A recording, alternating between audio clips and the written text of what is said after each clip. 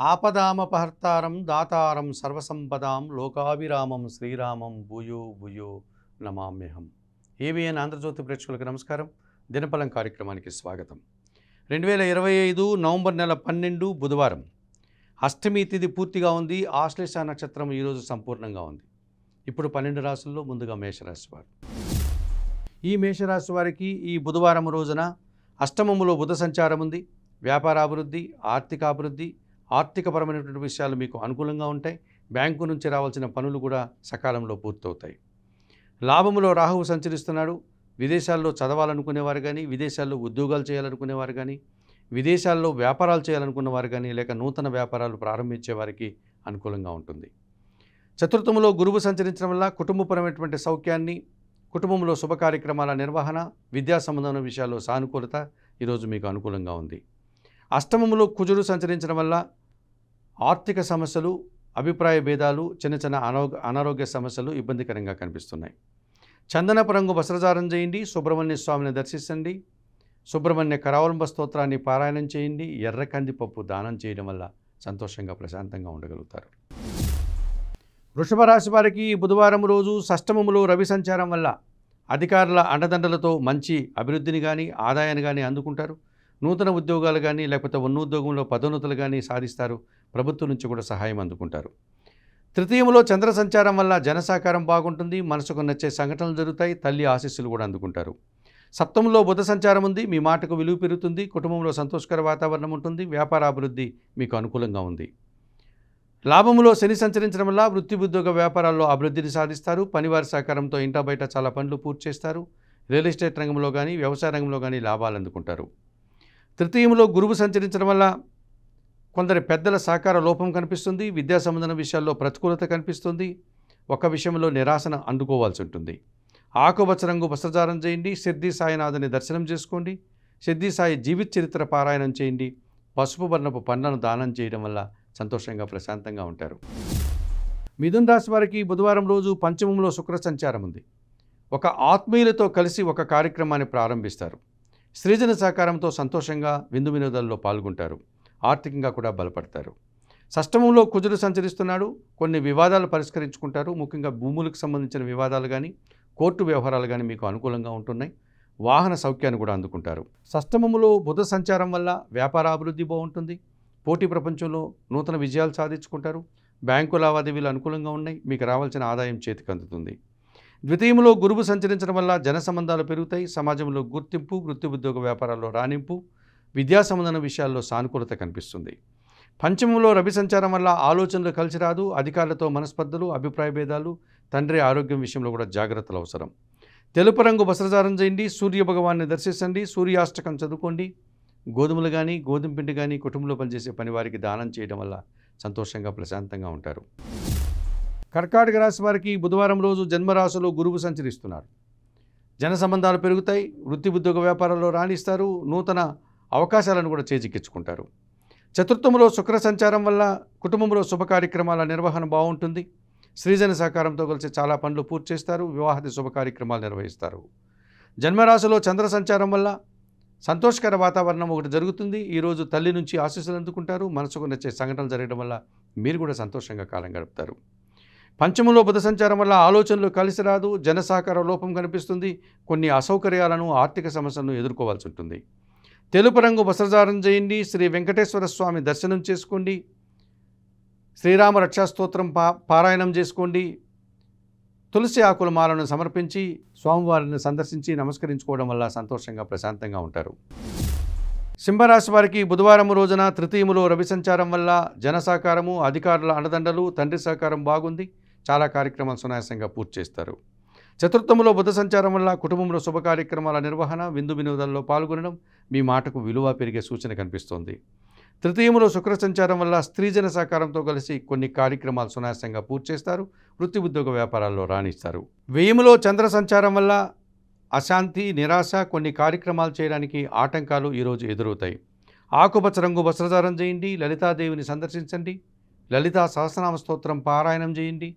బియ్యమును పేదవారికి దానం చేయడం వల్ల సంతోషంగా ప్రశాంతంగా ఉంటారు. కన్యారాశి వారికి బుధవారం రోజున తృతీయములో కుజుడు సంచరిస్తున్నాడు. జన సహకారము, వాహన సౌఖ్యము లభిస్తుంది. భూముల నుంచి లాభాలు అందుకుంటారు. రియల్ ఎస్టేట్ రంగంలో పనిచేసే వారికి నూతన అవకాశాలు వచ్చే పరిస్థితి కనిపిస్తుంది. షష్టమంలో రాహువు సంచారం వల్ల గట్టి పోటీని సైతం సునాయాసంగా ఎదుర్కొంటారు. నూతన వ్యక్తుల వల్ల లాభాలు అందుకుంటారు. నూతన ఉద్యోగాలు కానీ వ్యాపారాలు కానీ అనుకూలంగా ఉన్నాయి. లాభంలో చంద్రుడు సంచరిస్తున్నాడు. చాలా విషయాలు ఈరోజు సునాయాసంగా పూర్తి చేస్తారు. సంతోషకర వాతావరణాన్ని చవిచూస్తారు. మంచి లాభాలు కూడా అందుకుంటారు. లాభంలో గురువు సంచరించడం వల్ల జన సంబంధాలు పెరుగుతాయి. విద్యా సంబంధం విషయాలు సానుకూలత లభిస్తుంది. భగవంతుని ఆశీస్సుల వల్ల ఈరోజు సంతోషంగా కాలం గడుపుతారు.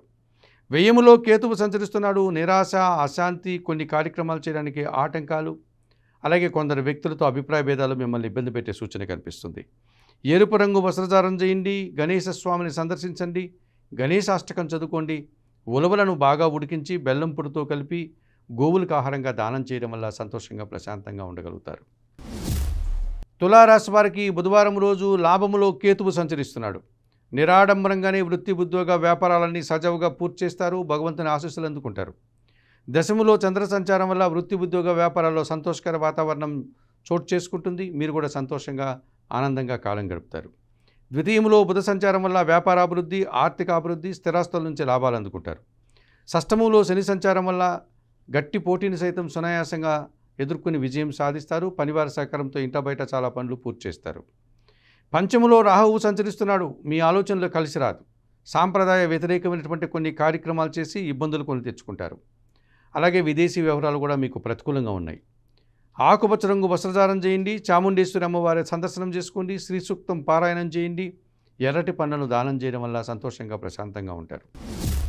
వృశ్చిక రాశి వారికి ఈ బుధవారం రోజున భాగ్యములో గురువు సంచరిస్తున్నాడు. మీ మాటకు విలువ పెరుగుతుంది.